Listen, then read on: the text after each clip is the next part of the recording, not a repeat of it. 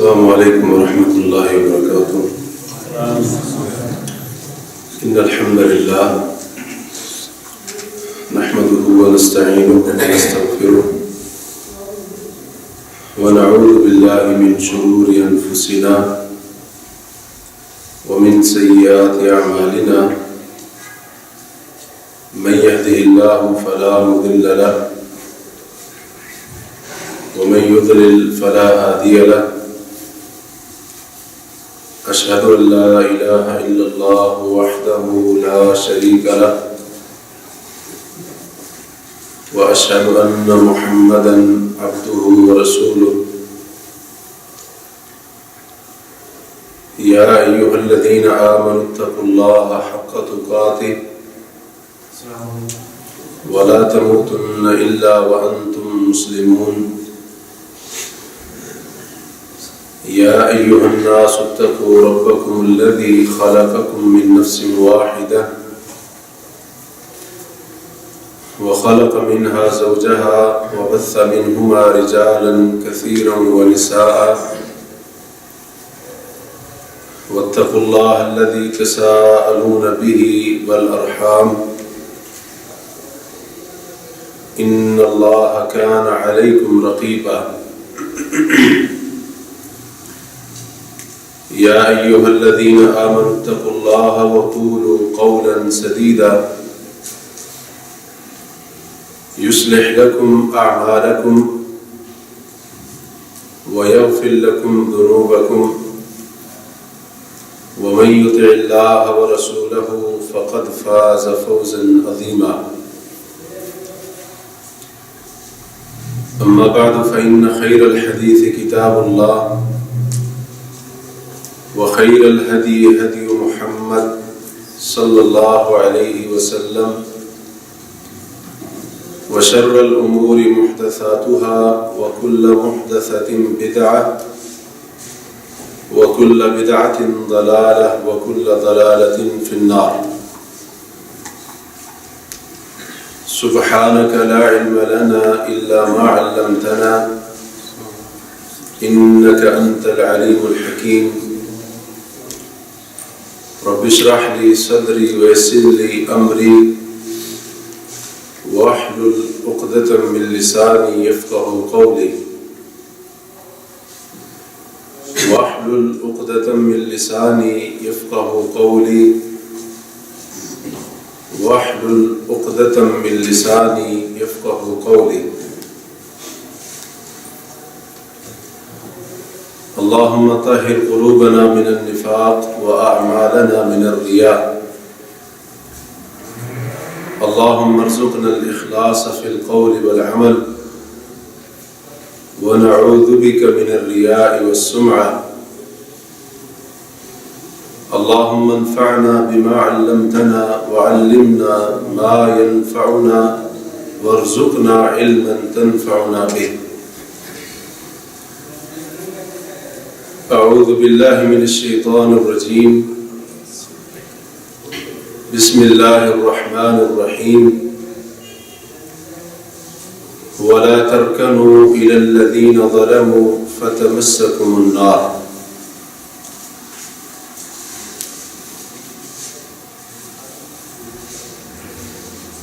موجودہ دور میں مسلمانوں کی پستی اور زوال کی جو حالت ہے وہ کسی بھی عقل مند اور غیور مسلمان سے چھپی ہوئی نہیں ہے۔ اس وقت مسلمان جس پستی، ذلت و رسوائی سے اور جس کمزوری سے گزر رہے ہیں، شاید اس طرح کی پستی اور زوال کا پہلے انہیں سامنا نہ کرنا پڑا۔ موجودہ دور کے مسلمانوں کے اس زوال اور پستی کے بہت سارے اسباب ہیں۔ جن میں سے ایک بنیادی اور اہم سبب یہ ہے کہ مسلمان اپنے دین سے دور ہو گئے. دین سے دور ہونے کی وجہ سے دین کے علم سے بھی دور ہو گئے،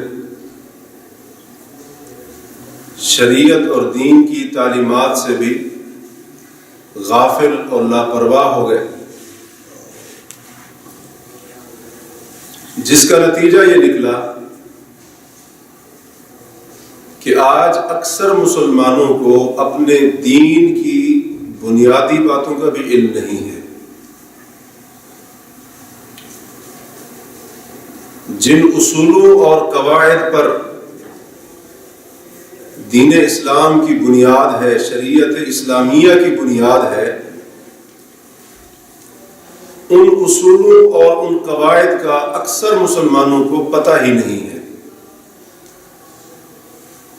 اور اس کا نتیجہ یہ نکلتا ہے کہ اکثر مسلمان دین کی ان بنیادی باتوں کی کھلے عام خلاف ورزی کرتے ہوئے نظر آتے ہیں.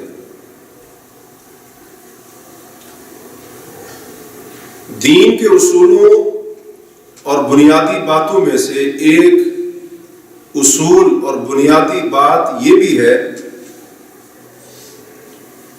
کہ ہمارا دین ہمیں یہ سکھاتا ہے، یہ تعلیم دیتا ہے کہ تم نے کفار اور غیر مسلموں کی مخالفت کرنی ہے، ان کی مشابہت اختیار نہیں کرنی.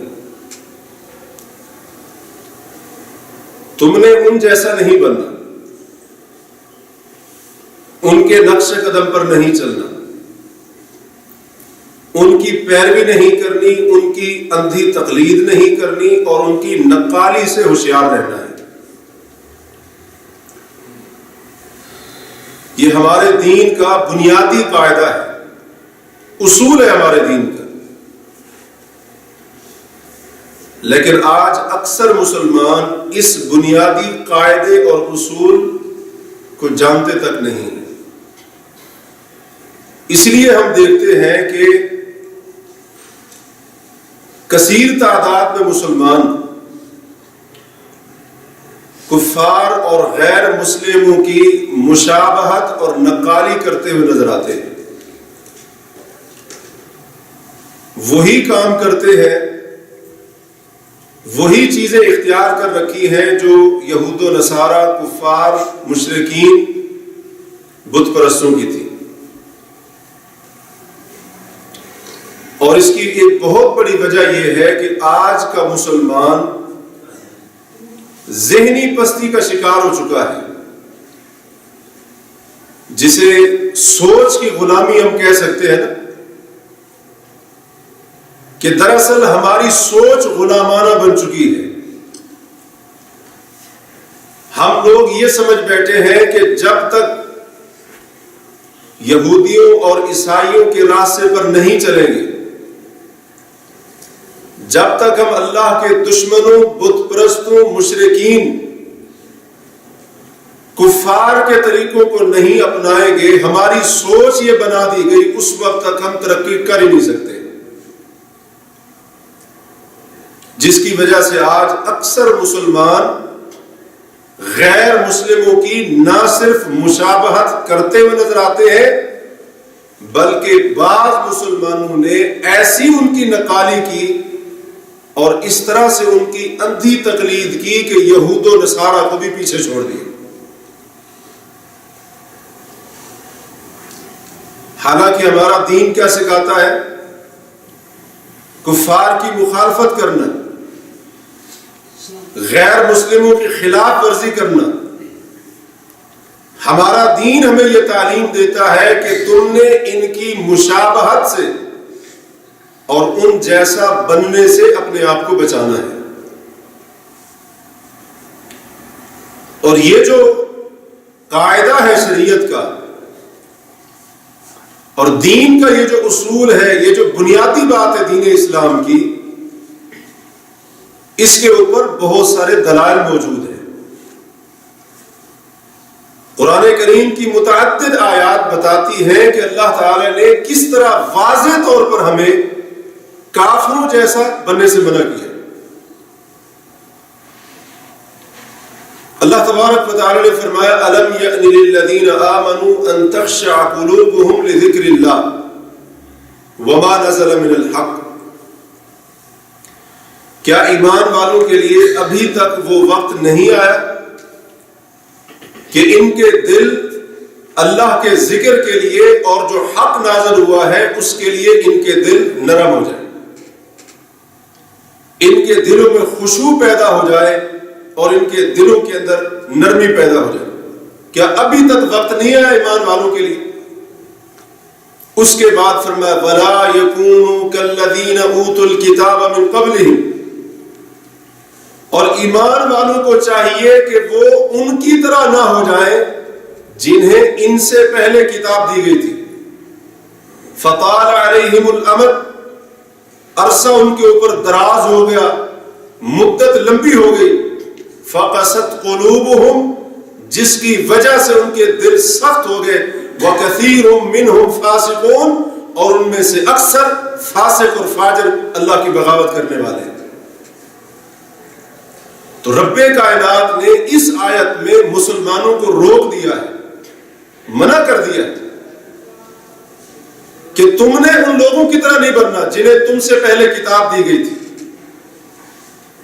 جب وہ اس کتاب سے دور ہو گئے اور جو تعلیمات اللہ نے نازل فرمائی تھی اس سے وہ دور ہو گئے, اور یہودی اور عیسائی حضرت عیسیٰ علیہ السلام, حضرت موسیٰ علیہ السلام کی خالص تعلیمات ان سے دور ہوتے چلے گئے. نتیجہ یہ نکلا ان کے دل سخت ہو گئے, اور پھر ان کا انجام یہ ہوا کہ دین سے دوری کی وجہ سے اور ان کے دین کے اندر, شریعت کے اندر جو تعلیمات تھی اس سے دوری کی وجہ سے, اپنی کتاب سے دور ہونے کی وجہ سے نتیجہ یہ نکلا کہ ان میں سے اکثر فاسق اور فاجر ٹھہرے.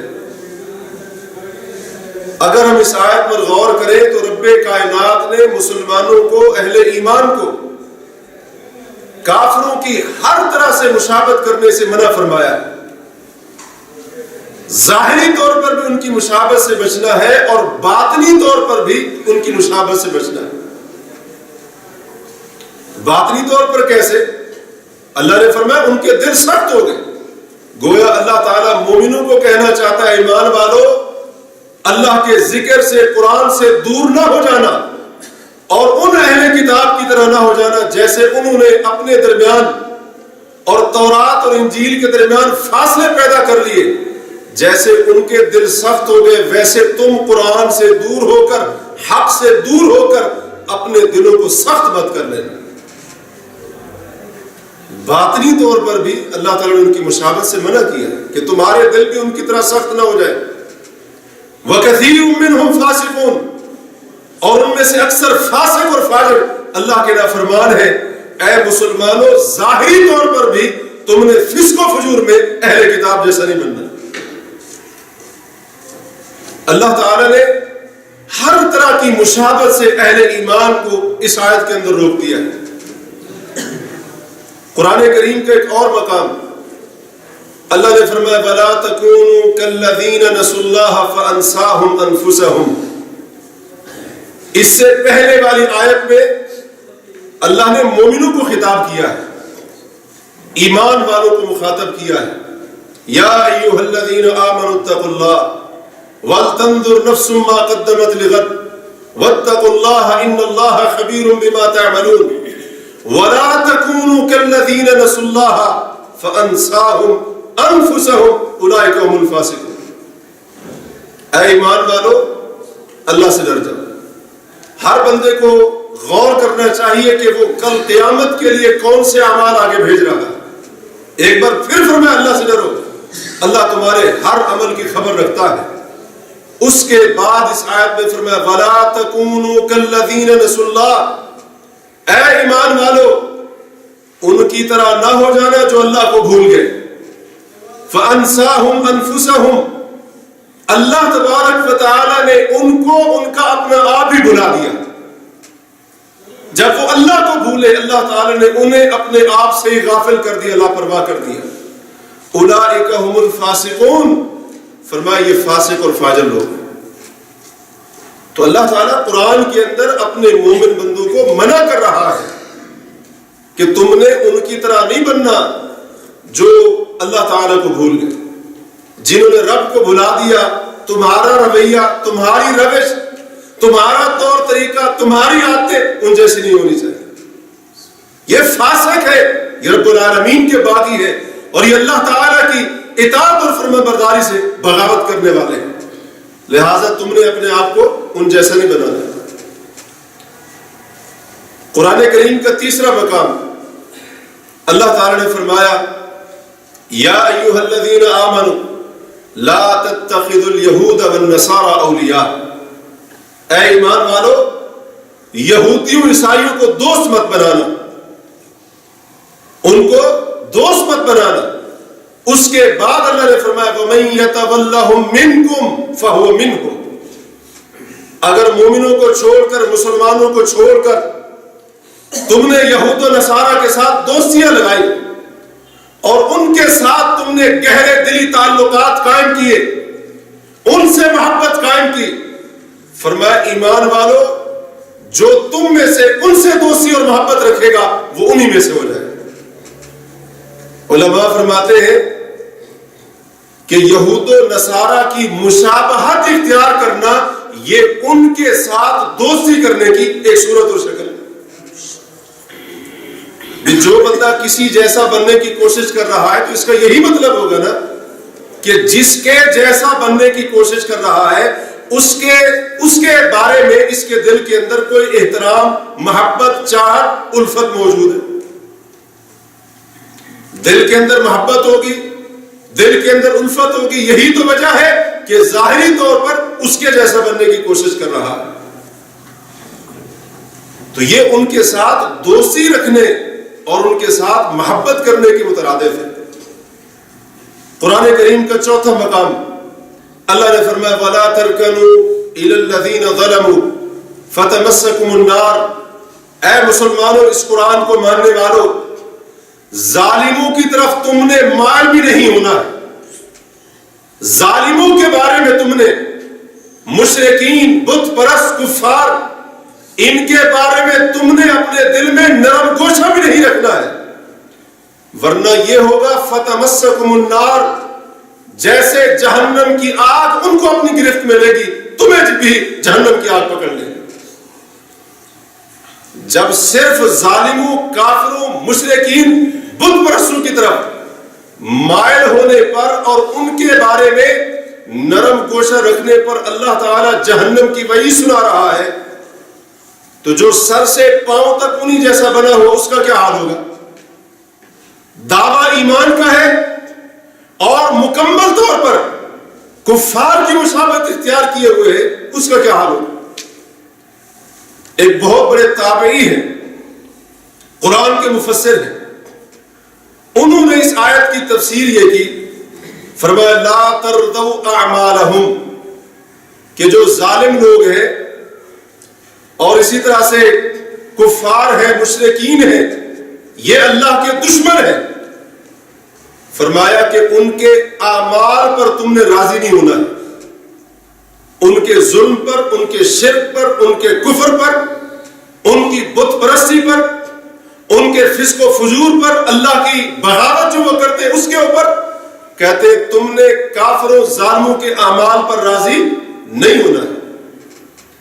تو اس تفسیر کے مطابق اگر کوئی مسلمان کسی کافر کے عمل عقیدے کے اوپر راضی ہوتا ہے، صرف اسی رضامندی کے اوپر جہنم کی وعید ہے، جو ہر اعتبار سے انہی کا طریقہ اختیار کر لے اس کا کیا حال ہوگا۔ اور اس کے علاوہ قرآن کریم کی اور بھی بہت ساری آیات ہیں جن کو علماء کرام نے، اہل علم نے اس شرعی قاعدے کی دلیل کے طور پر پیش کیا ہے کہ ہم نے کفار غیر مسلموں کی مخالفت کرنی ہے، ان کی مشابہت اختیار نہیں کرنی۔ اور نبی کریم صلی اللہ علیہ وسلم کی احادیث کو دیکھا جائے تو تو اللہ کے رسول صلی اللہ علیہ وسلم نے بھی اپنی بہت ساری احادیث میں واضح طور پر ایک مسلمان کو، کلمہ پڑھنے والے کو، غیر مسلموں کی مشابہت اختیار کرنے سے منع فرمایا ہے۔ بہت ساری احادیث میں رسول اللہ صلی اللہ علیہ وسلم نے مشرکین، مجوسیوں، اہل کتاب، یہود و نصارہ، یہودی، ان کی مخالفت کرنے کا حکم دیا ہے، اور ان کی مخالفت کرنے کے حکم میں ان کی مشابہت نہ کرنے کا حکم بھی موجود ہے، کیونکہ مخالفت اسی وقت ہوگی جب ہم مشابہت اختیار نہیں کریں گے۔ جب ایک مسلمان انہی جیسا بنے گا، کیا وہ مخالفت کر رہا ہے یا مشابہت اختیار کر رہا ہے؟ وہ مخالفت نہیں کر رہا۔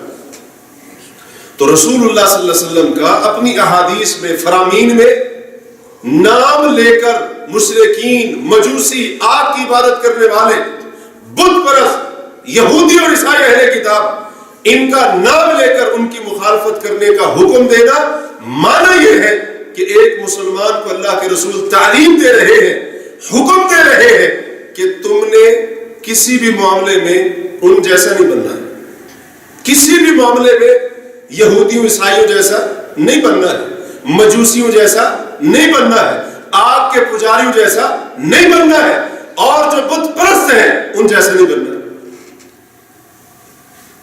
نبی کریم علیہ الصلوۃ والسلام نے ایک حدیث میں واضح طور پر فرمایا لا تشبہوا بالیہود ولا بالنصارى، کہ اے مسلمانوں، یہودیوں اور عیسائیوں کی مشابہت اختیار نہ کرو، ان کے جیسے نہ بنو، ان کی اندھی تقلید نہ کرو۔ اللہ کے رسول نے واضح طور پر منع فرمایا۔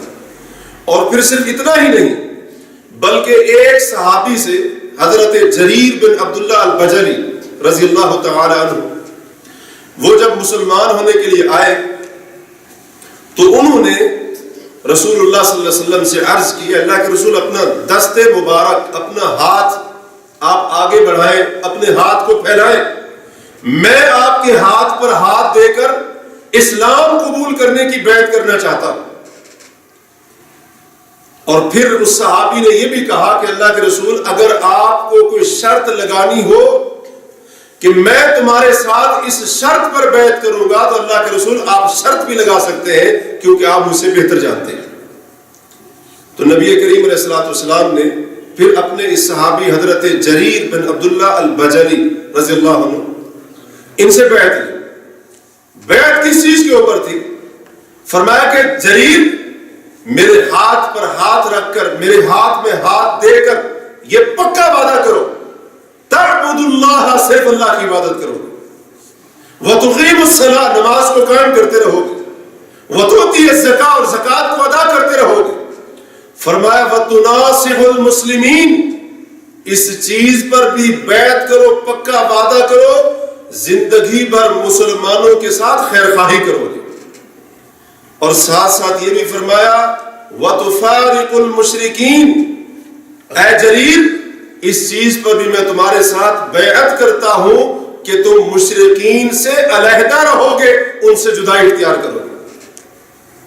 تو رسول اللہ صلی اللہ علیہ وسلم نے حضرت جریر رضی اللہ تعالی عنہ سے جب بیعت لی، ان پر یہ شرط لگائی، شرط عائد کی کہ جیسے مسلمانوں کی خیر خواہی کرنی ہے، ویسے مشرکین سے کنارہ کش ہونا ہے، ان سے الگ ہونا ہے، ان سے علیحدہ ہونا ہے۔ علماء کہتے ہیں یہ دلیل ہے اس بات کی کہ جو بندہ مشرکین کے علاقے میں ہو، مسلمان ہو گیا، اگر اس کے پاس طاقت ہو تو اسے چاہیے وہ کافروں کا، غیر مسلموں کا علاقہ چھوڑ دے، وہاں سے ہجرت کر کے مسلمانوں کے علاقے کی طرف چلا جائے۔ اچھا، یہ علاقہ چھوڑنے کا کیوں کہا جا رہا ہے؟ مشرکین سے علیحدگی، کنارہ کشی اختیار کرنے کا کیوں کہا جا رہا ہے؟ اس کی ایک وجہ یہ بھی سمجھ آتی ہے کہ کہیں مسلمان مشرکین بت پرستوں کے درمیان رہتا رہتا انہی جیسا نہ بن جائے، انہی کے طور طریقے اختیار نہ کر لیں، انہی کی عادتوں کو اختیار نہ کر بیٹھے، اور پھر انہی کہ نقش قدم پر چلنا نہ شروع کر دے، اس لیے رسول کریم صلی اللہ علیہ وسلم نے اس چیز کی اپنے ساتھی سے بیعت لی اور پکا وعدہ لیا کہ تم مشرکین سے کنارہ کش رہو گے، ان سے دور رہو گے، ان سے علیحدہ رہو گے۔ اور پھر جو مسلمان، جو کلمہ پڑھنے والا، جو ایمان کا دعویٰ کرنے والا غیروں کی مشابہت اختیار کرتا ہے، رسول اللہ صلی اللہ علیہ وسلم نے ایسے مسلمان سے اعلان برات کیا ہے۔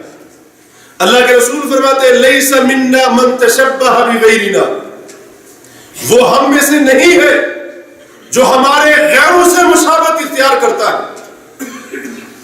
جو کسی یہودی کے ساتھ مشابہت اختیار کرے، عیسائی کے ساتھ، کافر اور مشرک کے ساتھ، بت پرست کے ساتھ مشابہت اختیار کرے، فرمایا لیس منا، وہ ہم میں سے نہیں، یعنی وہ ہمارے طریقے پر نہیں ہے، ہماری سنت پر نہیں ہے اور ہمارے راستے کے اوپر نہیں ہے۔ اللہ کے رسول صلی اللہ علیہ وسلم نے اس مسلمان سے برات کا اعلان کیا، بیزاری کا اعلان کیا، فرمایا وہ ہم میں سے نہیں۔ اور پھر ایک اور حدیث کے لفظ ہے، رسول اللہ صلی اللہ علیہ وسلم نے فرمایا تھا انہ لیس منا من عمل بسنت غیرنا، یقیناً وہ بندہ ہم میں سے نہیں ہے جو ہمارے غیروں کی سنت پر، ہمارے غیروں کے طریقوں پر عمل کرتا ہے اور اسی طرح سے ان کی عادات و اطوار کو اختیار کرتا ہے۔ سنت کا لفظ عام ہے، سنت کا وہ معنی نہیں ہے جو عام طور پر شریعت میں ہوتا ہے۔ سنت کا معنی طریقہ، سنت کا معنی عادت، جس کے اندر تمام عادات، تمام طریقے اور تمام رسم و رواج داخل ہیں۔ اس سے ان مسلمانوں کی غلطی کا اندازہ ہو جانا چاہیے ہمیں جو کہتے ہیں جی کافروں کی ثقافت اور کلچر میں ہم ان کی پیروی کر سکتے ہیں۔ اللہ کے رسول صلی اللہ علیہ وسلم نے ان کی تمام عادات اور تمام ان کے طریقے ان کی نفی کر دی، ان کی تمام عادات، تمام طریقوں کی نفی کر دی۔ اس لیے اس دلیل کی کوئی حیثیت نہیں کہ ہم ان کے کلچر کو لے لیں، ان کی ثقافت کو، ان کی تہذیب کو اور ان کے رہن سہن کو اور معاشرتی ماحول کو لے کر اپنے مسلم ممالک کے اندر نافذ کرے تو کیا حرج ہے؟ اللہ کے رسول صلی اللہ علیہ وسلم نے اس چیز کی ان الفاظ کے اندر واضح طور پر نفی کر دی۔ اور یہاں سے ان لوگوں کی غلطی بھی واضح ہوتی ہے جو دین کے اندر بدعات کو ایجاد کرتے ہیں اور دلیل دیتے ہیں کہ دیکھو جی کافر بھی تو ایسا کرتے ہیں۔ مثال کے طور پر 12 ربیع الاول کو میلاد منانے والے ایک دلیل یہ بھی دیتے ہیں کہ عیسائی 25 دسمبر کو کرسمس ڈے مناتے ہیں۔ اگر عیسائی اپنے نبی کی عید میلاد النبی مناتے ہیں تو ہم کیوں نہ منائیں؟ ہم اس لیے نہ منائیں کیونکہ ہمارے نبی نے اعلان برات کیا ہے لیس منا من عمل بسنت غیرنا، جو ہمارے غیروں کے طور طریقوں کو اپناتا ہے، فرمایا وہ ہم میں سے نہیں۔ اور پھر یہی نہیں، رسول اللہ صلی اللہ علیہ وسلم کی بڑی معروف حدیث ہے، آپ نے فرمایا من تشبہ بقوم فہو منہم، کہ جو بندہ جس قوم کی مشابہت اختیار کرتا ہے، جو جس کے جیسا بننے کی کوشش کرتا ہے، فہو منہم، وہ انہی میں سے، جو جیسا وہ ویسا، جو یہودیوں کے جیسا بننے کی کوشش کرے گا، عیسائیوں کی اندھی تقلید کرے گا، ہندوؤں کی نقالی کرے گا، بت پرست اور کفار کی راہ کو اختیار کرے گا، ان کے طور طریقے، ان کے رسم و رواج کو اختیار کرے گا، فرمایا فہو منہم، وہ انہی میں سے ہے، یعنی اس مسلمان کا حکم بھی انہی کے حکم جیسا ہے۔ اس لیے بعض علماء نے واضح طور پر اس حدیث کی تصریح کے اندر لکھا ہے کہ اس حدیث کا تقاضا یہ ہے کہ غیر مسلموں کی مشابہت کم از کم حرام ضرور ہے، کم از کم اس کا درجہ یہ ہے کہ حرام ضرور ہے، اور بعض اوقات غیر مسلموں کی مشابہت مسلمان کو کفر تک پہنچا دیتی ہے۔ اور حضرت عبداللہ بن عمرو بن عاص رضی اللہ تعالی عنہما وہ فرماتے جس بندے نے مشرکین کی سرزمین میں، ان کے ملک میں، ان کے وطن اور علاقے کے اندر گھر بنایا اور پھر ان کی عیدوں اور تہواروں کو منایا، ان کا نیروز، ان کا مہرجان، یہ نیروز مہرجان اصل میں مجوسیوں کی دو عیدیں ہیں، مجوسیوں کے 2 مشہور تہوار ہیں. فرماتے ہیں جو بندہ مشرکین مجوسی آگ پرست ان کے علاقے کے اندر رہا، وہاں اس نے اقامت اختیار کی، وہاں پر مستقل سکونت اختیار کی، اور پھر ان کے علاقے میں رہتے ہوئے ان کے نیروز کو، ان کے مہرجان کو، یعنی ان کے تہواروں عیدوں کو منایا، وَتَشَبَّهَ بِهِمْ اور ان کی مشابہت اختیار کی، حَتَّى يَمُوتْ حتیٰ کہ اسی حالت میں اس کی موت ہو گئی. فرمایا حُشِرَ مَعَهُمْ يَوْمَ الْقِيَامَةِ قیامت کے دن وہ مجوسیوں کے ساتھ کھڑا کیا گیا.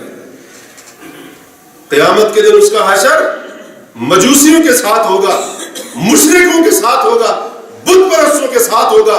اہل ایمان کی مسلمانوں کی صفوں میں اس کا حشر نہیں ہوگا. اور نبی کریم علیہ الصلوۃ والسلام نے فرمایا تھا لَيَحْمِلَنَّ شِرَارُ هَذِهِ الْأُمَّةِ عَلَى سَنَنِ مَنْ كَانَ قَبْلَهُمْ کہ اس امت کے بدترین لوگ اپنے سے پہلے لوگوں کے طریقوں کو ضرور اختیار کریں، اپنے سے پہلے لوگوں کے طریقوں کو ضرور اختیار کریں گے.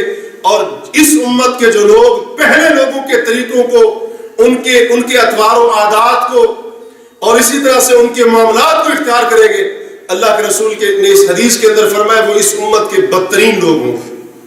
تو نبی کریم علیہ الصلوۃ والسلام کا یہ فرمانا کہ وہ لوگ جو اس امت میں سے پہلے لوگوں یعنی مشرکین، مجوسی، بت پرست، یہود و نصارہ، یہ سب اس کے اندر شامل ہیں، جو ان کی مشابہت اختیار کریں گے، جو ان کے طریقوں کو اپنائیں گے، جو ان کی عادات کو اختیار کریں گے، آپ کا یہ فرمانا وہ امت کے بدترین لوگ ہوں گے. اس بات کی دلیل ہے کہ امت محمد صلی اللہ علیہ وسلم کے کسی فرد کو اجازت نہیں ہے کہ وہ کسی غیر مسلم کی مشابہت اختیار کرے. اور اس کے علاوہ اگر مزید ہم دیکھتے جائیں، غور کرتے جائیں، تو بہت سارے دلائل موجود ہیں جن سے پتہ چلتا ہے کہ اللہ کے رسول صلی اللہ علیہ وسلم نے کس انداز سے ہمیں غیر مسلموں کی، کفار کی مشابہت سے، ان جیسا بننے سے منع فرمایا ہے. قرآن اور صحیح احادیث کے ان دلائل کی روشنی میں ہمیں یہ بات واضح طور پر سمجھ آ جانی چاہیے کہ کوئی بھی مسلمان چاہے وہ مرد ہو یا عورت، اس کے لیے جائز نہیں، حلال نہیں کہ وہ کسی غیر مسلم کی، کافر کی مشابہت اختیار کرے، بلکہ اللہ اور اس کے رسول نے مسلمان مرد پر بھی غیر مسلم مردوں کی مشابہت کو حرام قرار دیا ہے، اور مسلمان عورت کے اوپر، خواتین کے اوپر غیر مسلم کافرہ عورتوں اور خواتین کی مشابہت کو حرام قرار دیا ہے. اور یہ مشابہت تمام معاملات کے اندر ہوگی، تمام امور کے اندر ہوگی. یہ مشابہت عقائد کے اندر بھی ہوگی. کسی مسلمان کو اجازت نہیں کہ وہ اپنا عقیدہ یہود و نصارہ کے عقیدے جیسا بنائے، وہ اپنا عقیدہ غیر مسلموں کے عقیدے جیسا بنائے، اس کے عقیدے کے اندر بت پرست اور کفار کے عقائد میں سے کوئی چیز شامل ہو جائے، اس چیز کی اجازت نہیں ہے، ورنہ وہ مسلمان غیر مسلموں کے ساتھ مشابہت اختیار کرے. اللہ تعالیٰ نے قرآن کے اندر فرمایا یا ایھا الذین آمنوا لا تکونوا کالذین کفروا، اے ایمان والو کافروں کی طرح مت ہو جانا، کافروں کے جیسا نہ بننا. حافظ ابن کثیر رحمہ اللہ نے اس آیت کی تفسیر کے اندر لکھا اللہ اپنے مومن بندوں کو روک رہا ہے کہ اے میرے مومن بندو، کافروں کے فاسق عقیدے جیسا تم نے اپنا عقیدہ نہیں بنانا. جیسے ان کے فاسق اور باطل عقائد ہیں، تم نے ان جیسے ان کے عقائد کو اختیار نہیں کرنا ہے. اللہ نے قرآن کے اندر کافروں کے عقائد کے اندر مشابہت اختیار کرنے سے اہل ایمان کو روک دیا. اور پھر کفار کے جو عقائد کے اندر خرابی آئی، فساد پیدا ہوا، اور اس کے نتیجے میں بت پرستی وغیرہ یہ چیزیں شروع ہوئی، اور اسی طرح سے کسی نے اللہ تعالی کی اولاد کو ثابت کیا. عیسائیوں نے کہا عیسیٰ اللہ کے بیٹے ہیں، یہودیوں نے کہا عزیر اللہ کے بیٹے ہیں، مشرکین نے کہا فرشتے اللہ کی بیٹیاں ہیں. یہ سارے کا سارا عقائد کے اندر جو فساد پیدا ہوا، بطلان پیدا ہوا، اس کا سبب کیا تھا؟ غلو کرنا، دین کے اندر غلو کرنا، یعنی حد سے آگے بڑھ جانا۔ اس لیے اللہ تعالیٰ نے اہل کتاب کو روکا، یا اہل الکتاب لا تغلو فی دینکم، اے اہل کتاب یہودی و عیسائیوں اپنے دین کے اندر غلو نہ کرنا۔ تو کیونکہ اہل کتاب یہود و نصارہ کے عقائد کے اندر خرابی، یا پہلے جو لوگ جتنے بھی گزرے ان کے عقائد کے اندر خرابی، یا جو مشرکین مکہ تھے، کفار مکہ تھے، اس دور کے جو بت پرست تھے، ان کے عقائد کے اندر خرابی کی بنیادی وجہ غلو کرنا تھا۔ اس لیے رسول اللہ صلی اللہ علیہ وسلم نے مسلمانوں کو روک دیا، فرمایا ایاکم والغلو فانما اہلک من کان قبلکم الغلو، اے مسلمانوں اپنے آپ کو غلو سے بچانا، حد سے تجاوز مت کرنا، تم سے پہلے لوگ جس وجہ سے ہلاک ہوئے ان کی ہلاکت کا سبب یہی دین کے اندر غلو کرنا تھا، دین کے اندر غلو کرنا تھا۔ عیسائیوں نے حضرت عیسیٰ علیہ السلام کو اللہ کا بیٹا کہا، غلو کی وجہ سے کہا، ان کی مدح کے اندر، ان کی ثنا کے اندر، ان کی تعریف کے اندر ان کا مقام بیان کرتے کرتے حتیٰ کہ ان کو ابن اللہ کہہ دیا، اللہ کا بیٹا کہہ دیا۔ اس لیے رسول اللہ صلی اللہ علیہ وسلم نے فرمایا تھا لا تطرونی کما اطرت النصارى عیسی ابن مریم، اے مسلمانوں تم عیسائیوں کی طرح مجھے تعریف میں حد سے آگے نہ بڑھانا، جیسے عیسائیوں نے ابن مریم کو حد سے ان کے مقام سے بڑھا دیا تھا، حتیٰ کہ اللہ کا بیٹا کہہ دیا۔ فرمایا تم مسلمانوں مجھ محمد کو تعریف میں حد سے مجھے زیادہ نہ بڑھانا۔ اللہ کے رسول نے روکا تھا، کیوں؟ کیونکہ عیسائیوں کی مشابہت لازم آ رہی تھی۔ لیکن کیا آج مسلمانوں نے رسول کریم صلی اللہ علیہ وسلم کے اس منع کرنے پر رکے ہیں؟ باز آئے؟ نہیں۔ اللہ کے رسول صلی اللہ علیہ وسلم کی شان مقام اس طرح سے بیان کریں گے گویا کہ اللہ رب العالمین بھی آپ کے سامنے مجبور نظر آتا ہے، نعوذ باللہ من ذلک۔ وہی کام کیا جس سے اللہ کے رسول روک کر گئے تھے، فرمایا انما انا عبد اللہ، اے لوگو میں اللہ کا بندہ ہوں، فقولوا عبد اللہ ورسولہ، تم بھی کہو محمد اللہ کے بندے اور اللہ کے رسول تھے۔ اللہ کے رسول نے سکھایا ہے، بھئی اگر محمد صلی اللہ علیہ وسلم نور من نور اللہ تھے، اللہ کے رسول اپنا مقام یہاں پر بتا دیتے، خبردار میں نور من نور اللہ ہوں، مجھے نور من نور اللہ کہنا، مجھے بشر نہ کہنا، انسان نہ کہنا، میری توہین ہو جائے گی۔ آپ نے کیا فرمایا؟ میں اللہ کا بندہ ہوں، تم بھی کہو اللہ کے بندے تھے اور اللہ کے رسول تھے۔ عیسائیوں کی طرح مجھے تم تعریف کے اندر، مقام کے اندر حد سے آگے نہ بڑھو۔ اللہ کے رسول نے جس چیز سے روکا تھا امت کی اکثریت اسی راستے پر چل پڑی۔ انہوں نے کہا تھا عیسیٰ ابن اللہ ہے، اور ہمارے کیا کہتے ہیں؟ اللہ کے رسول نور من نور اللہ تھے۔ انہوں نے بھی اللہ کا حصہ مانا، اللہ کا جز مانا، اور انہوں نے بھی اللہ کا حصہ اور نور مانا، اللہ کا حصہ اور جز مانا۔ نور من نور اللہ، اللہ کے نور میں سے نور تھے۔ کیا کہتے ہیں؟ عقیدہ کیا ہے؟ دیکھیے عیسائیوں کا عقیدہ عیسیٰ ابن اللہ ہے، اللہ کے بیٹے، اور مسلمانوں کا عقیدہ، بعض مسلمانوں کا اللہ کے رسول نور من نور اللہ تھے، اللہ کے نور میں سے نکلے ہوئے تھے۔ بھئی دونوں باتوں کے اندر صرف الفاظ کے سوا کوئی اور فرق نظر آتا ہے؟ بالکل وہی عقیدہ ہے، فرق صرف الفاظ میں۔ اللہ کے رسول نے روکا تھا کیونکہ تعریف میں جب بندہ مبالغہ کرتا ہے، حد سے آگے بڑھتا ہے، تو پھر انسان کو، مخلوق کو، بشر کو وہی مقام دے بیٹھتا ہے جو رب العالمین کا مقام ہے۔ اس لیے اللہ کے رسول نے عیسائیوں کی مشابہت اختیار کرنے سے منع فرمایا۔ اور آج امت مسلمہ کے عقائد کی خرابی کا بہت بڑا سبب یہی غلو ہے۔ بزرگوں کے بارے میں غلو، اولیاء اللہ کے بارے میں غلو، صالحین کے بارے میں غلو، اللہ کے نبی و رسولوں کے بارے میں غلو، حد سے آگے نکل گئے۔ نتیجہ کیا نکلا؟ امت کی اکثریت شرک کی بیماری کے اندر مبتلا ہے۔ رسول اللہ صلی اللہ علیہ وسلم نے ایک اور حدیث کے اندر فرمایا، صحیح مسلم کی روایت ہے، آپ نے فرمایا اے لوگوں سنو، تم سے پہلے جو لوگ تھے وہ اپنے نبیوں اور اپنے نیک لوگوں کی قبروں کو سجدہ گاہ بناتے تھے۔ کس کو؟ اپنے نبیوں کی قبروں کو اور نیک لوگوں کی قبروں کو سجدہ گاہ بناتے تھے۔ تو معلوم ہوا پہلی امتوں کے اندر شرک صرف بت پرستی کی حد تک نہیں تھا، قبر پرستی کی صورت میں بھی شرک موجود تھا. اور آج ہمارے یہاں کہتے ہیں قبر پر جو کرتے رہو اللہ کے نیک بندے کی قبر پر، یہ شرک نہیں ہے، یہ عین توحید ہے. صحیح مسلم کی حدیث ہے، رسول اللہ صلی اللہ علیہ وسلم فرما رہے لوگوں تم سے پہلے لوگ اپنے نبیوں کی قبروں کو اور اپنے نیک لوگوں صالحین بزرگ اولیاء اللہ ان کی قبروں کو سجدہ گاہ بنا لیتے تھے.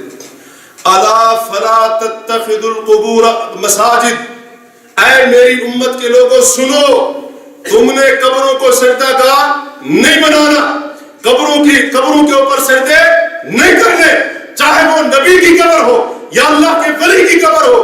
کیوں؟ فإنی انہاکم عن ذلک، یہ تم سے پہلے لوگوں کا طریقہ ہے، میں محمد تمہیں اس چیز سے روک کر جا رہا ہوں، میں محمد تمہیں اس چیز سے روک کر جا رہا ہوں. وہ اپنے نبیوں اور صالح بزرگوں کی قبروں کو سجدہ گاہ بناتے تھے. اے میری امت کے لوگوں تم نے یہ کام نہیں کرنا ہے، میں تمہیں اس چیز سے روک کر جا رہا ہوں.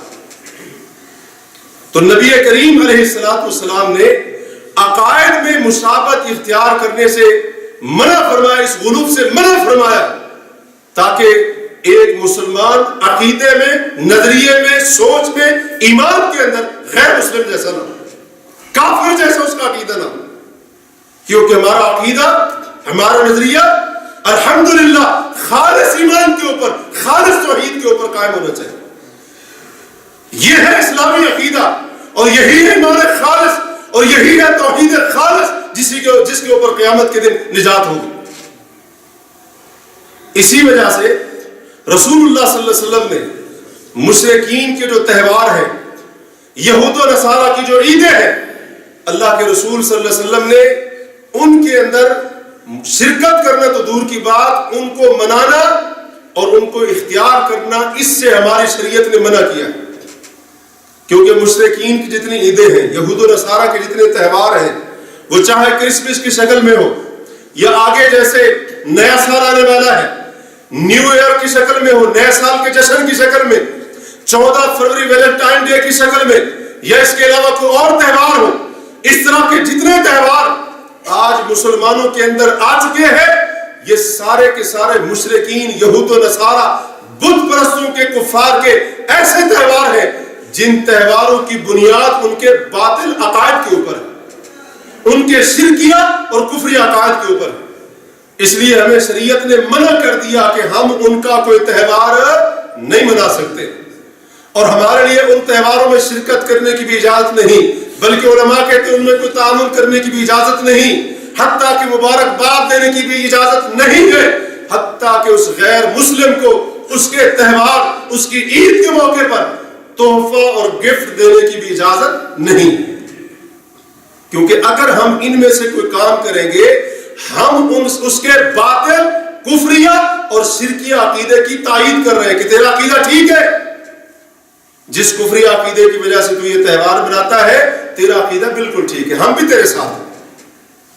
ورنہ اس کو مبارکباد دینے کا، اس کی اس شرکیہ کفریہ تقریب کے اندر شرکت کرنے کا کیا معنی بنتا ہے؟ مسند احمد وغیرہ میں رسول اللہ صلی اللہ علیہ وسلم کی حدیث موجود ہے. حضرت ام سلمہ رضی اللہ عنہ فرماتی ہے کہ میں دیکھتی تھی رسول اللہ صلی اللہ علیہ وسلم اکثر ہفتے اور اتوار کے دن کا نفلی روزہ رکھا کرتے تھے. میں نے پوچھ لیا تو آپ نے وجہ کیا بیان فرمائی؟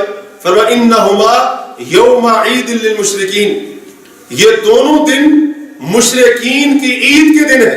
ہفتہ یہودیوں کی عید کا دن، اتوار عیسائیوں کی عید کا دن. فانا احب ان اخالفهم، میں محمد صلی اللہ علیہ وسلم اس بات سے محبت کرتا ہوں، پسند کرتا ہوں، جب مشرکین کی عید کا دن ہو میں محمد روزہ رکھ کر ان کی مخالفت کروں. اور آج مسلمان کہتے ہیں جی ان کے کرسمس میں شریک ہوں گے تو وہ قریب ہو جائیں گے. مذہبی رواداری کے لیے، ان کو قریب کرنے کے لیے.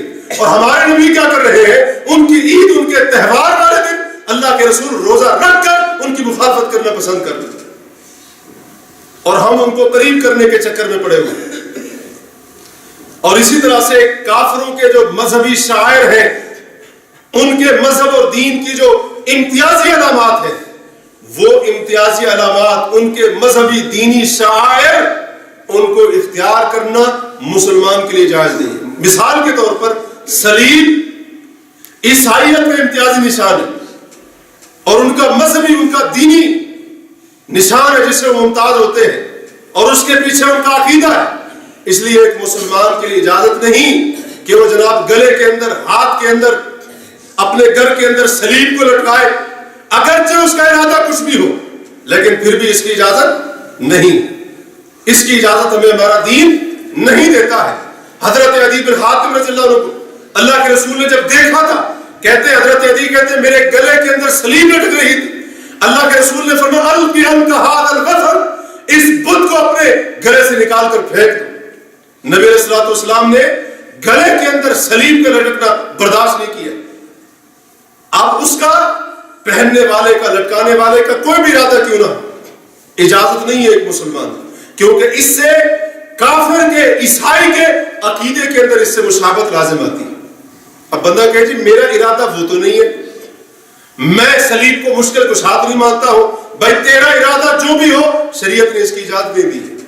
حتیٰ کہ علماء کہتے ہیں جن کپڑوں کے اوپر صلیب کا نشان موجود ہو وہ کپڑے پہننے بھی جائز نہیں ہے، وہ کپڑے پہننے بھی جائز نہیں ہے، صلیب کی تصویر اور نشان رکھنا بھی جائز نہیں، کیونکہ ان کا مذہبی شعار، ان کی مذہبی علامت ہے اور اس کے پیچھے ان کا عقیدہ۔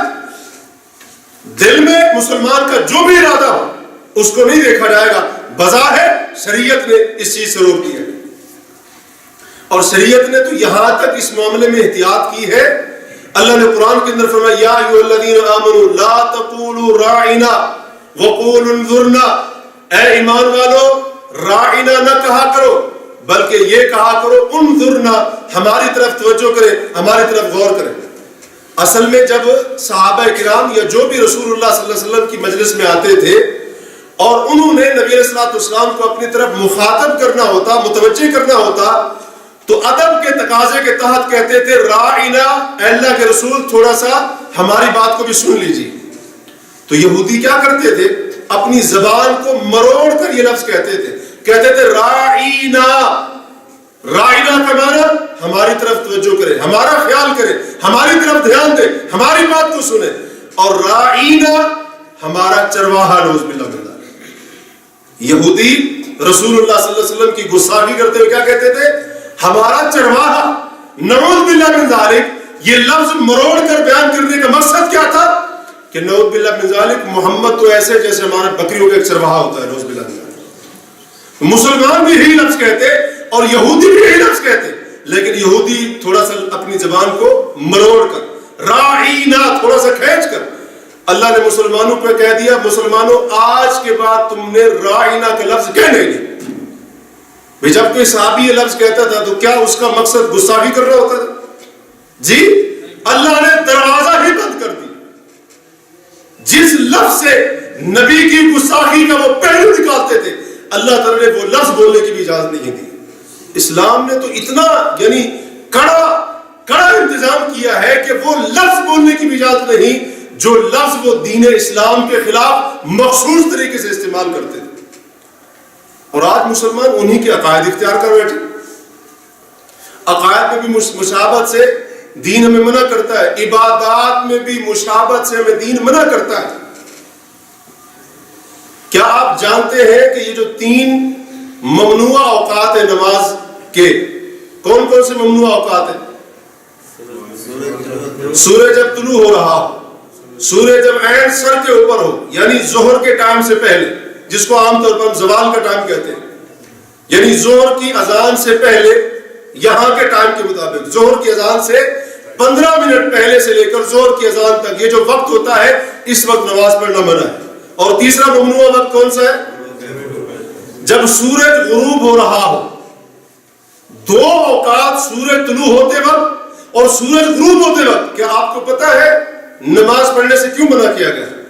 صحیح مسلم کی ایک حدیث کے اندر اللہ کے رسول نے اس کا سبب بیان فرمایا کہ جب سورج طلوع ہو رہا ہو نماز نہ پڑھو جب تک وہ اچھی طرح سے طلوع نہ ہو جائے۔ کیوں؟ فرمایا فَإِنَّهَا تَطْلُعُ بَيْنَ قَرْنَيِ الشَّيْطَانِ، سورج شیطان کے 2 سینگوں کے درمیان طلوع ہوتا ہے۔ وَحِينَئِذٍ يَسْجُدُ لَهَا الْكُفَّارُ، اور اس وقت کافر سورج کی عبادت کرنے والے سورج کو سجدہ کرتے ہیں۔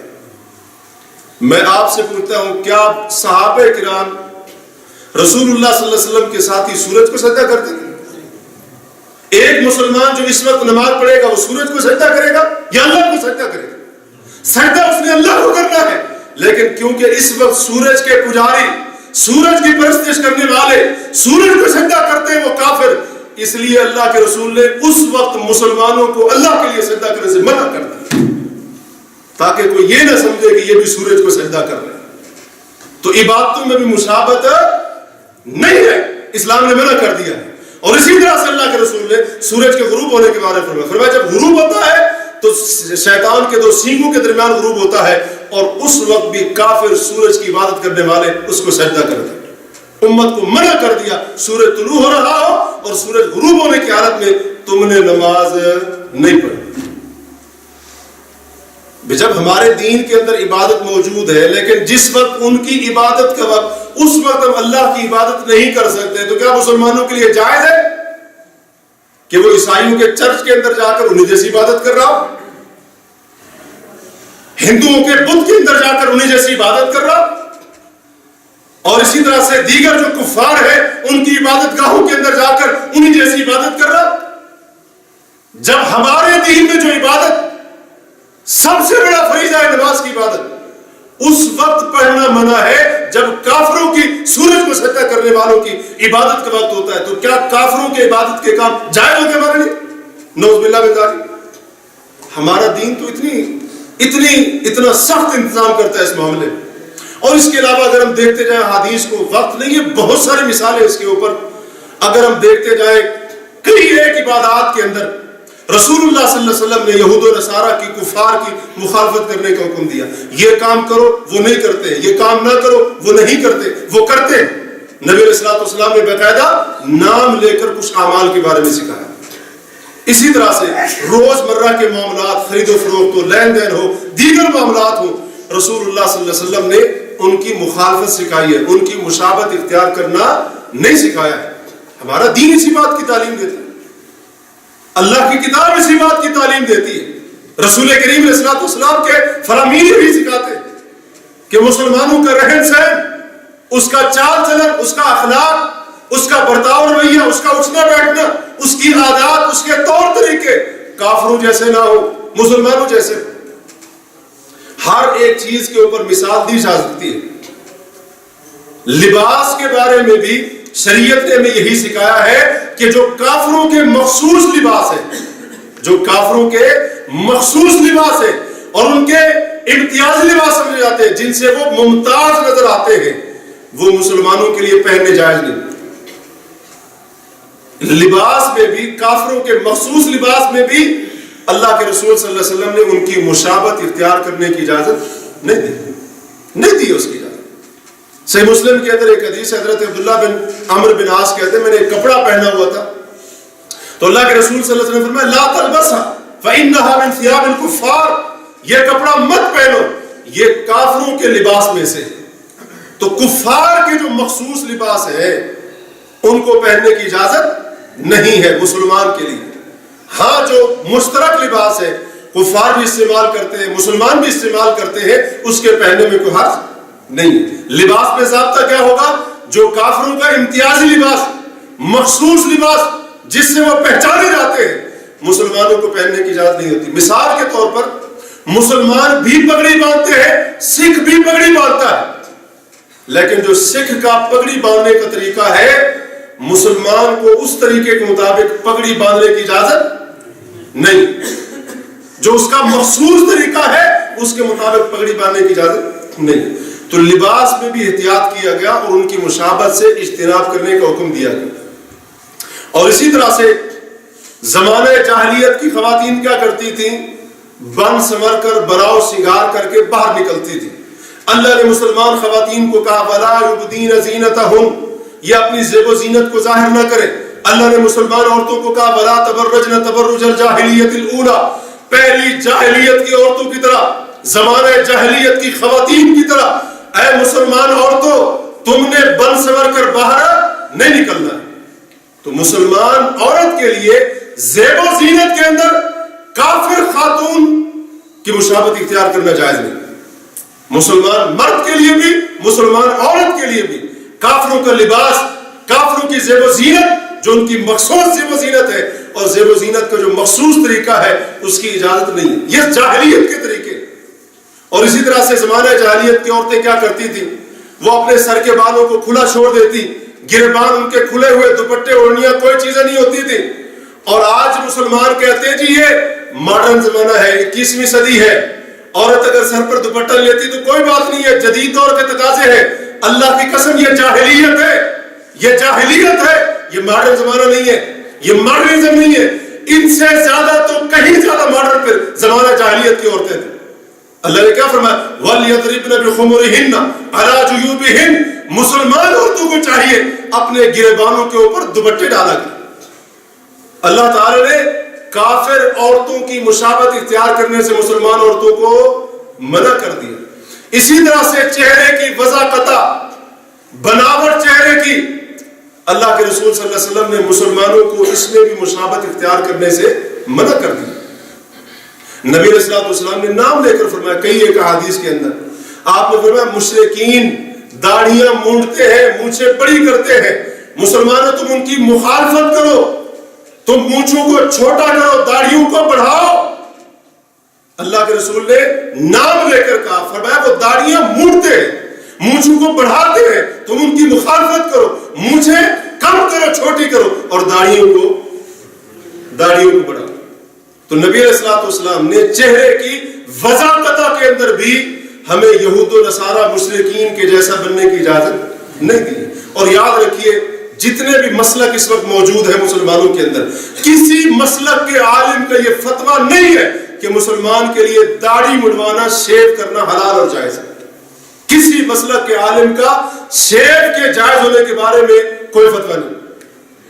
لیکن افسوس کی بات ہے آج جناب کئی مسلمان، خاص طور پر نوجوان طبقہ، وہ یہود و نصارہ مشرکین، معذرت کے ساتھ میرے الفاظ آپ کو سخت لگیں گے، ان کے جیسا چہرہ بنا کر فخر محسوس کرتے ہیں. ان کے جیسا چہرہ بنا کر فخر محسوس کرتے ہیں، بڑے خوش ہوتے ہیں اور سمجھتے ہیں کہ ہم گویا کے بڑے خوبصورت نظر آ رہے ہیں. تو اللہ کے رسول صلی اللہ علیہ وسلم نے چہرے کی وضاحت میں بھی ان کی مشابہت اختیار کرنے سے منع کیا. اس کے علاوہ باقی جو معاملات ہیں ان میں بھی نبی علیہ الصلوۃ والسلام نے ہمیں کفار کی مشابہت اختیار کرنے سے منع کیا ہے. تمام معاملات میں ہمیں ان جیسا بننے کی اجازت نہیں دی گئی ہے. ان کی اندھی تقلید کرنا، ان کی نقل مارنا، ان کے راستے پر چلنا، ان کے طور طریقے عادات کو اختیار کرنا ہمارے لیے جائز نہیں. ہمارا دین اس کی اجازت نہیں دیتا ہے. آخر میں ایک دو بات کر کے بات کو ختم کرتا ہوں. کوئی بندہ اگر یہ سوچے کہ آخر اتنی سختی کیوں اس معاملے میں، ان کی مشابہت اختیار کرنے سے کون سا پہاڑ ٹوٹ رہا ہے؟ اگر ہم کسی کافر یہودی عیسائی جیسا لباس پہن لیتے ہیں یا اس کی جو ہے نا وضاحت اپنا لیتے ہیں، اس کی تہذیب اور ثقافت کو، ان کے کلچر کو اختیار کر لیتے ہیں، ان کے رہن سہن کے طریقوں کو اختیار کر لیتے ہیں، ان کی عادات کو اختیار کر لیتے ہیں، تو کون سی اتنی بڑی مصیبت آ رہی ہے کہ جناب زمین ادھر سے ادھر ہو جائے اور اسی طرح سے پہاڑ ادھر سے ادھر ہو جائے؟ کیوں ہم ان کی مشابہت کریں؟ بھئی پہلی بات تو یہ ہے کہ جب مسلمان کے سامنے اللہ اور اس کے رسول کی بات آ جائے تو مسلمان کیوں نہیں کہتا ہے؟ کیوں پھر نہیں کہتا ہے؟ مسلمان کیا کہتا ہے؟ سمعنا و اطعنا. ہم نے سنا بھی صحیح اور ہم مانیں گے بھی صحیح. اللہ اور اس کا رسول جو حکم دے وہاں پر بھی سمعنا و اطعنا، اور اللہ اور اس کا رسول جس چیز سے منع کر دے وہاں بھی سمعنا و اطعنا. ایسا نہیں کرنا ہم نے سنا تو صحیح ہے، سن تو لیا لیکن مانیں گے نہیں. اللہ نے روکا، اس کے نبی نے منع فرمایا. مشابہت اختیار نہیں کرنی تو مطلب نہیں کرنی. ہمارے ایمان کا تقاضا یہ ہے. اور دوسری بڑی وجہ یہ ہے جو بڑی ہی عام ہے، وہ یہ اگر ہم ظاہری طور پر کفار کی مشابہت اختیار کریں گے، ہمارے بالوں کا سٹائل انہی جیسا، جی ہمارے چہرے کی بناوٹ انہی جیسی، ہمارا لباس انہی جیسا، ہمارا بات کرنے کا انداز انہی جیسا، ہمارا اٹھنا بیٹھنا، چال چلن، رہن سہن، عادات، طور طریقے انہی جیسے، سارا کچھ انہی جیسا، نتیجہ یہ نکلے گا، ایک دن ایسا آئے گا ہمارے دلوں کے اندر ان کے عقیدے اور ان کے کفریہ باطل عقائد کے بارے میں محبت اور نرمی پیدا ہو جائے، کیونکہ ظاہری مشابہت سے باطن کے اندر، دل کے اندر نرمی پیدا ہوگی۔ ظاہری طور پر ہم اس کے جیسا بننے کی کوشش کریں گے، ہمارے دل میں اس کے دین کا احترام پیدا ہوگا، اس کے دین کے بارے میں محبت پیدا ہوگی، اور پھر نتیجہ یہ نکلے گا، مسلمان کہے گا بھئی اتنا بڑا، اتنا اچھا آدمی جو اتنا خوبصورت دکھتا ہے اور اتنا جو ہے نا اچھے طریقے سے رہتا ہے، اس کا دین کیسے غلط ہو سکتا ہے؟ نتیجہ یہ نکلے گا بندہ اپنے دین سے بھی ہاتھ دھو بیٹھے گا۔ تو اس لیے اللہ اور اس کے رسول نے منع کیا ہے کہ تم نے ظاہری طور پر ان کی مشابہت اختیار نہیں کرنی، اگرچہ مسلمان کا ارادہ کچھ اور ہو، مسلمان کے دل میں یہ ہو کہ میں ان کی مشابہت نہیں کر رہا، ان کے جیسا نہیں بننے کی کوشش کر رہا، اگرچہ اس کے دل میں کیوں نہ ہو، لیکن ظاہری مشابہت اختیار کرنے سے ہمیں اللہ اور اس کے رسول نے منع کیا۔ اللہ اور اس کے رسول نے منع کیا۔ جب ہم اپنے آپ کو اس جیسا بنائیں گے تو کل کو ظاہر بات ہے اس کے دین کو بھی قبول کر لیں، نہیں قبول کریں گے تو کم از کم نرمی کے جذبات ضرور پیدا ہوں گے، نرمی کے جذبات ضرور پیدا ہوں گے۔ تو اس لیے اللہ تعالیٰ نے اس کے رسول نے منع کر دیا تاکہ لوگ مسلمانوں کا ایمان، مسلمانوں کا عقیدہ، مسلمانوں کی توحید اور مسلمانوں کا خالص نظریہ، مسلمانوں کا حق اور سچ دین یہ مسلمانوں کے اندر باقی رہے۔ اور آج جیسے کہ میں نے شروع میں عرض کیا، آج ہماری ذلت اور رسوائی کی، ہمارے زوال کی بہت بڑی وجہ یہی ہے بھئی جب ہم ان لوگوں کے راستے پر چلیں گے جن پر اللہ کا غضب نازل ہوا، اللہ کی لعنت نازل ہوئی، اللہ تبارک و تعالیٰ کی پھٹکار ان کے اوپر نازل ہوئی، تو کیا ہم مسلمان ان کے راستے پر چل کر اللہ کی رحمت سے امید رکھیں؟ ہرگز نہیں۔ اور اسی طرح سے ان کی مشابہت سے اس لیے بھی روکا گیا ہے کیونکہ وہ اللہ کے دشمن ہیں، وہ ہمارے نبی کے دشمن ہیں، وہ ہم مسلمانوں کے دشمن ہیں۔ تو جو اللہ اور اس کے رسول کا دشمن، اللہ تعالیٰ کی بات کیسے پسند ہو سکتی ہے کہ ایک مسلمان اس کے دشمنوں جیسا بن رہا ہو، اس کے نبی کے دشمنوں جیسا بن رہا ہو، اس کے دین کے دشمنوں جیسا بن رہا ہو، اور اس کے قرآن، اس کی کتاب جو کہ حق اور سچ ہے، اس کی مخالفت اور عداوت کرنے والے ان کی مشابہت اختیار کر رہا ہو، کیا اللہ تعالیٰ کی بات پسند ہوگی؟ ہرگز نہیں۔ بھئی ہم اپنی مثال لے لیں، ہماری اگر کسی کے ساتھ دشمنی ہو تو کیا ہم یہ پسند کریں گے کہ ہماری اولاد میں سے کوئی یا ہمارے چاہنے والوں میں سے کوئی ہمارے دشمن جیسا لباس پہنے، ہمارے دشمن کے جیسا بننے کی کوشش کرے، ہمارے دشمن کے جیسا دکھنے کی کوشش کرے؟ کیا ہم پسند کریں گے؟ ہم تو یہی کہیں گے نا، تو بھی اس کے ساتھ ملا ہوا ہے، تو بھی اس کے ساتھ ملا ہوا ہے، تجھے پتہ نہیں وہ میرا دشمن ہے، تو نے اس رنگ کا لباس اس لیے پہنا ہے کیونکہ تجھے وہ لباس پسند ہے۔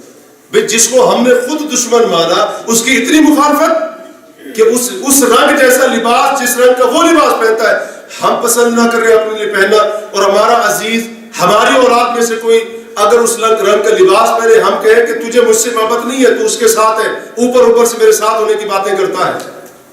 جب ہم اپنے بنائے ہوئے دشمن کے ساتھ اتنی عداوت اور مخالفت کرتے ہیں کہ بظاہر اس کی مشابہت اختیار نہیں کرتے ہیں، تو جس کو اللہ اور اس کے رسول نے ہمارا دشمن کہا ہے، ہم انہی جیسے بن جائیں، ہمارے اور اس کے درمیان کوئی فرق ہی نہ ہو، کوئی پہچان ہی نہ ہو۔ بھئی یہ کوئی بات سمجھ آتی؟ یہ بات سمجھ نہیں آتی۔ تو اس لیے ہمارے دین کا بنیادی قاعدہ ہے، ہمارے دین کا یہ بنیادی اصول ہے کہ کسی مسلمان کے لیے جائز نہیں، حلال نہیں کہ وہ کفار کی مشابہت اختیار کرے، بلکہ ہر مسلمان مرد اور عورت کے اوپر واجب ہے کہ وہ یہود و نصارہ، مشرکین، بت پرست، کافر، ان کی مخالفت کرے اور ان کی مشابہت اختیار کرنے سے بچے۔ اسی کے اندر ہی دین اور دنیا کی سلامتی ہے، اسی کے اندر ہی آخرت کی نجات ہے۔ اللہ تبارک و تعالیٰ سے دعا ہے اللہ تبارک و تعالیٰ ہمیں کہنے سننے زیادہ عمل کرنے کی توفیق عطا فرمائے۔ اللہ تعالیٰ ہمیں نبی کریم علیہ الصلوۃ والسلام اور صحابہ کرام کے نقش قدم پر چلنے کی توفیق عطا فرمائے۔ اللہ تبارک و تعالیٰ ہمیں کفار کی مشابہت اختیار کرنے سے بچنے کی توفیق عطا فرمائے، اور اللہ تعالیٰ ہمیں ان کی مخالفت کرنے کی توفیق نصیب فرمائے۔ اقول قولی ھذا واستغفر اللہ لی ولکم، سبحانک اللہم وبحمدک، اشہد ان لا الہ الا انت استغفرک و اتوب الیک.